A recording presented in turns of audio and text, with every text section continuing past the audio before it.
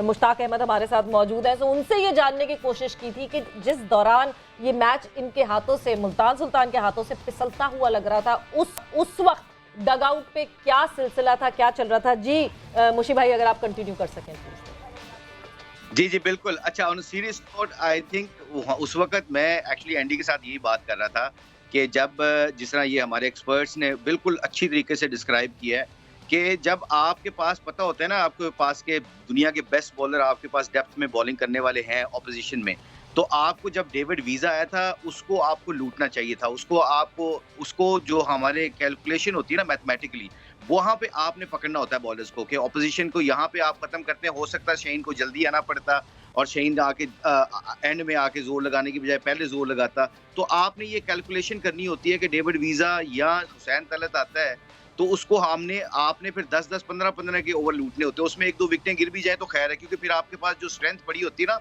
Power heater की, वो तब काम आती है against those kind of bowlers like Shaheen and Haris. It's very difficult. दुनिया का जितना मर्जी कोई बड़ा स्ट्राइकर हो, उसके लिए बहुत मुश्किल होता है कि स्ट्रेट वे जाके उनको छक्के मारना या चौके मारना जब आपकी एवरेज 10 से ज्यादा हो जाए। तो आई थिंक ये कैलकुलेशन जो होती है mathematically, you have to be little bit more proactive कि आपको वो वहां पे लूटना पड़ता है। डेविड वीजा के एक ओवर मेरे ख्याल 3 रन का गया, एक में 7 में गया, उसके ऊपर आपको चांस लेना पड़ता है कि जी ये कोई 10-10 का जाए। जैसे ही आपका 6 ओवर आ जाता है या 8 रन चाहिए होते हैं तो फिर आपको चांस लेने की जरूरत नहीं होती शहीन के खिलाफ या हारिस के खिलाफ। वो नेचुरली एक बाउंड्री लगती है तो आपका स्कोर पूरा हो जाता है। जैसे कि देखें, जितना आखिरी में 4 ओवर गंदा खेलने के बावजूद, गंदा खेलने का मतलब वो एग्जीक्यूट नहीं कर सके सही प्लान, उन्होंने बड़ी अच्छी बॉलिंग की, फिर भी 1 रन से आ रहे। तो आई थिंक ओवरऑल जो स्ट्रेटजी हम डग में बिठा रहे होते हैं, बात कर रहे होते हैं, तो प्लेयरों को ये इन्फॉर्मेशन देते हैं जो आज के दिन देनी होती है कि देखें यहाँ पे आपने यहाँ पे आके मैथमेटिकली गलती की, यहाँ पे आप नेक्स्ट टाइम पे आपने ऑपोजिशन की बॉलिंग को रीड करना और उनके टारगेट करना होता है कि कौन सा बॉलर ऑन वीकर लिंक है, उसको आपने लूटना होता है। फिर जब एक बाउंड्री लगती है ना पहले बॉल के ऊपर, तो फिर वो ओवर 10 रन का जाना चाहिए, फिर वो 6, 7, 8 का नहीं जाना चाहिए। तो ये आजकल की मॉडर्न क्रिकेट की रिक्वायरमेंट भी है कि you got to be very smart कि किसको कब लूटना है। तो आई थिंक ये बड़ी मैटर करती हैं चीजें। मुश्ताक, एक और बात जानना चाहेंगे। खुशदिल शाह लास्ट टाइम बड़ा उनका ऑलराउंडर वाला रोल था, लाइक रन्स तो कर ही रहे थे, उसके अलावा he was very handy with the ball as well. कल बॉलिंग ना करवाने की कोई खास वजह थी? ये भी कोई स्ट्रैटेजी या प्लान का हिस्सा था? नहीं, आई थिंक खुशदिल को ऑलरेडी वो जेन में था हमारे बॉलिंग करने का, वो क्योंकि कप्तान ने डिसीजन करने होते हैं। एंड आई थिंक उसमें क्या, जैसे ही आपने देखा उसामा ने और अकील ने बड़ा पैक करवाया है। उसामा ने बड़ी अच्छी बॉलिंग की है, तगड़ी बॉलिंग फखर के खिलाफ। जब फखर सेट होता है तो बड़ा मुश्किल होता है एज ए लेग स्पिनर के उसको बॉल करना, क्योंकि उसके रेंज में जब बॉलिंग आती है तो वो छक्के मार देता है। वो शाहिद की तरह, मिसबा की तरह टांग रख के छक्के मारता है, चाहे जितना मर्जी मुश्किल बॉलिंग करें। तो आई थिंक ये बड़ा इंपॉर्टेंट है कि आप उसामा ने हमारे प्लान्स के मुताबिक बॉलिंग की। जैसे ही हमने उसको आउट किया ना, फखर को आउट किया था, एज यू गाइस नो कि वहां पे आपके एटलीस्ट 15 से 20 रन वो उनके शॉट हुए हैं वहां पे। तो आई थिंक उसामा को क्रेडिट देना चाहिए। और अकील ने जिस तरह बॉलिंग की है पावर प्ले में, और पावर प्ले में बड़ी अच्छी बॉलिंग की उसने, तो हमारा ये जो मोमेंटम था खुशदिल को मौका ही नहीं मिल सका। और जब आपने मेन बॉलर खिलाने होते हैं ना, तो वो आप मेक श्योर करते हैं कि उनको पूरा चांस दे, ताकि आने वाले टूर्नामेंट में आपको पता चले कि हमारी स्ट्रेंथ क्या है और हमारी वीकनेस क्या है। अब ये बड़ी चीजें देखनी पड़ती है आपको।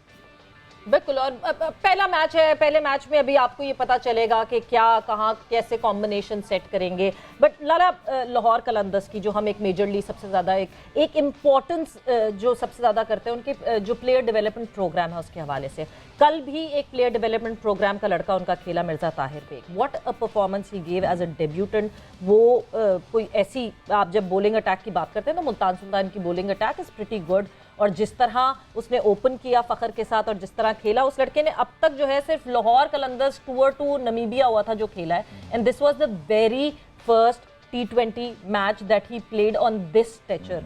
सो लाहौर कलंदर्स की तरफ से एक और ऐसा लग रहा है कि आपको सितारा बनता हुआ दिख रहा है। देखें, फ्रेंचाइज का मतलब ये नहीं कि महीने में आके 1.5-2 महीने क्रिकेट खेले और उसके बाद फिर नजर ना आए। फ्रेंचाइज के ऊपर बहुत बड़ी रिस्पॉन्सिबिलिटी बनती है। बल्कि मैं तो कहता हूँ कि इनकी हमारे पीसीबी को और गवर्नमेंट के साथ मिलकर जितनी भी फ्रेंचाइजेज हैं जिस शहर की है, इनकी अपनी इनको जमीन देनी चाहिए, उसके ऊपर ये अपनी अकेडमीज बनाए जहां से प्लेयर्स निकले ना। 2-3 आपकी फ्रेंचाइजेज हैं जो काम कर रही हैं इस हवाले से, टैलेंट को लेके आ रही हैं, पूरे पाकिस्तान में ट्रायल्स लेते हैं।